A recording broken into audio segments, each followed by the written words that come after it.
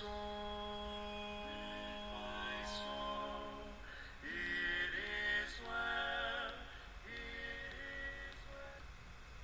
6일입니다) 함께 기도하겠습니다. 은혜로우신 하나님 아버지, 우리들에게 새날을 주시니 감사합니다. 오늘도 하나님과 동행하며 하나님을 의지해서 승리하는 날이 되기를 소망합니다. 예수님의 이름으로 기도합니다. 아멘. 우리는 어저께 예수님께서 예루살렘으로 올라가시는 과정에서 특별히 사마리아와 갈릴리 사이에서 10명의 문둥병 환자를 치유하신 예수님 이야기를 묵상했습니다. 문둥병자 10명을 치유하신 이후에 예수님께서는 바리새인들과 제자들에게 마지막 때에 대한 이야기를 하셨습니다. 오늘은 여러분들 바리새인들과 제자들에게 마지막 때에 대한 이야기를 말씀하시는 예수님의 음성을 듣기를 원합니다. 어떤 면에서는 마지막 때에 하나님 나라 백성들은 무엇을 할 것이냐,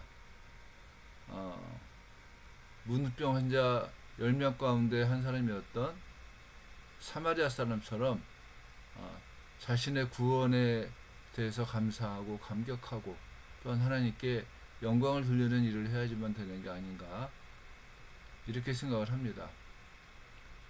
바리새인들이 예수님께 하나님 나라에 임하시는 때를 물었습니다.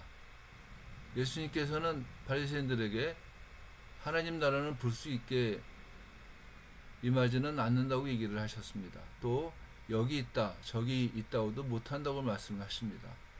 하나님 나라는 너희 안에 있다, 이렇게 말씀을 하셨는데, 볼 수 있게라고 하는 말은 어떤 특별한 징조들로부터 미래를 추론하는 아주 전문적인 용어라고 얘기를 합니다. 또 계산할 수 있게라고 하는 의미도 있습니다. 바꿔 말하면은 하나님 나라는 어떤 징조를 보고서 언제 정도에 올 것이다, 이렇게 판단할 수 있는 나라는 아니라는 겁니다. 그리고 하나님 나라는 어떤 사회적인 현상들을 바라보면서 계산해서 언제 정도면 올 거야 라고 얘기할 수 있는 나라도 역시 아니라고 말씀하십니다. 하나님 나라는 너희 안에 있다. 이 너희 안이라고 하는 말이 헬라어로 엔토스 피몬 이렇게 얘기를 하는데, 이 말은 어떤 의미냐면은 얘기하고 있는, 지금 예수님께서 바리새인들하고 함께 지금 얘기를 하시고 있는데, 얘기하는 사람은 항상 그 모임의 가운데 있는 사람 아니겠습니까? 그 가운데란 뜻이에요. 하나님 나라는 너희 안에 있다는 이 말씀은 예수님의 활동 가운데 나타나는 성령 하나님의 현존을 하나님 나라의 도래로 이해를 하시고 있다는 것과도 같은 의미입니다. 그래서 하나님 나라는 성령 하나님이 역사하시는 나라이기도 합니다. 하나님 나라는 성령 하나님의 통제가 이루어지는 나라고, 하나님 나라는 하나님께서 함께 하신다는 약속, 임마누엘 하시겠다는 약속을 성령 하나님께서 우리와 함께 하시기 때문에 그 약속을 이루어 나가는 나라라고 생각을 할 수가 있다는 거예요. 그러면서 예수님은 마지막 날을 이야기하십니다. 인자의 날이라고 하는 것은 분명히 미래적이고 우주적인 사건을 얘기를 합니다. 그 마지막 날, 너희가 인자의 날 하루를 보고자 하되 보지 못할 것인데, 그 날은 아주 긴박하고 급하고 또 어떤 때는 위험하기까지 한 날입니다. 그리고 그날이 가까이 올 때는 많은 사람들이 나타나서 보라 저기 있다, 보라 여기 있다, 이렇게 말할 텐데, 그때는 너희는 가지도 말고 따르지도 말라고 얘기를 하십니다. 또 특별히 예수님께서는 번개가 하늘 아래 이쪽에서 번쩍이며 하늘 아래 저쪽에서 비친 같이 인자의 날도 그리하리라, 이렇게 말씀하시면서 인자의 날이 사람들이 예상할 수 없는 때, 사람들이 예상하지 못하는 그날에 올 것이다 라고 얘기를 하시고 있는 겁니다. 그러면서 예수님께서는 노아의 때를 얘기를 하십니다. 노아의 때가 어떻습니까, 여러분들? 노아가 방주에 들어가던 날까지 사람들이 먹고 마시고 장가들고 시집가더니 홍수가 나서 그들을 다 멸망시켰으며 이렇게 얘기를 하십니다. 그 마지막 날이 언제 올지 모르기 때문에 많은 사람들은 뭘 하냐, 자기네들이 원하는 일들을 하는 겁니다. 자기네들의 유익을 따라서 먹고 마시고 장가들고 시집가는 일들을 하는 겁니다. 소돔과 고모라도 마찬가지입니다. 롯이 소돔에서 나가는 날, 그때도 역시 사람들은 먹고 마시고 사고 팔고 심고 집을 짓고 하는 그런 일들을 했습니다. 그러나 그날도 어땠습니까? 불과 유황이 비오듯 하여 그들을 멸망시켰다 이렇게 말씀을 하시는 겁니다. 사람들의 일상적인 문제를, 일상적인 삶을 감당하지 말라는 얘기가 아니에요. 우리들이 이 말씀을 오해를 하면은 인자가 오시는 그날을 준비하고 또 대비하는 일들이 일상적인 일들을 안 하는 것으로 생각을 할 수가 있는데 그렇지 않다는 겁니다.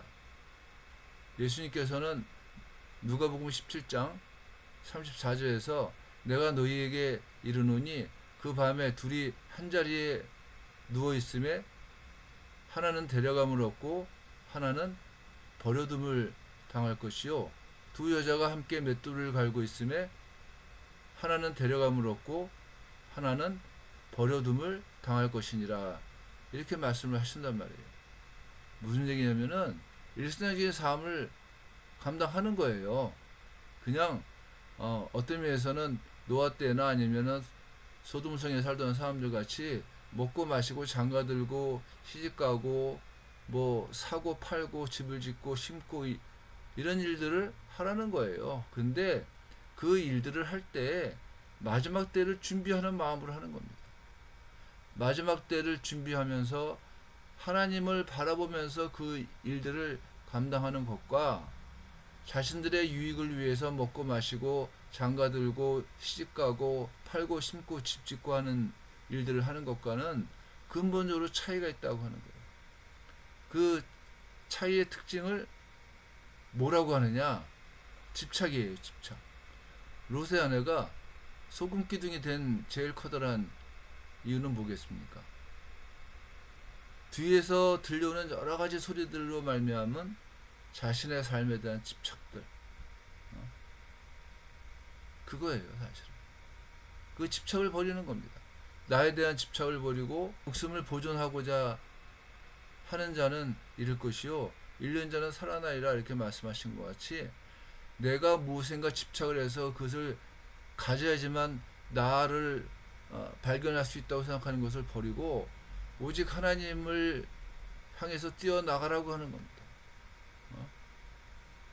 바꿔 말하면은 already not yet, 이미 왔으나 완성되지 않은 그 나라를 기억하면서 하나님 나라의 현재적인 임재를 인식하면서 먹고 마시고 심고 팔고 사고 집 짓고 시집가고 장가가고 하는 일들이 가능하다는 겁니다. 그러나 그 일들과 함께 마지막 때에 대한 준비를 언제나 감당해야지만 되지 않겠는가 하는 겁니다. 이게 마지막 때를 준비하는 하나님의 백성들이 오늘을 사는 지혜라고 하는 겁니다. 우리는 어쩌면은 롯의 아내처럼 이 집착을 갖고 나를 바라보고 세상을 바라보고 내 미래를 바라볼 수가 있어요.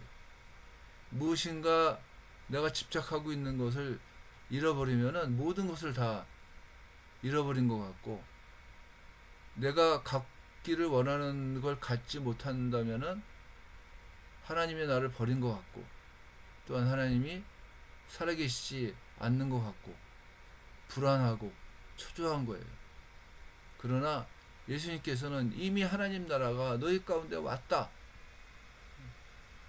왕이신 하나님이, 전능하사 천지를 지으신 하나님께서 내 모든 것을 알고 공급하신다라고 하는 하나님 나라의 현재성을 기억하는 것과 함께, 그 하나님께서 나에게 베푸신 여러 가지의 은혜들을 내가 하나님 나라를 위해서 준비하는 것, 마치 불의한 청지기 같이 하나님 나라를 위해서 나에게 집착하지 않고 하나님을 바라보는 게 오늘 하나님 나라를 살고 있는 우리들의 삶이 되어야지만 된다는 것을 예수님께서는 말씀하시고 있는 겁니다.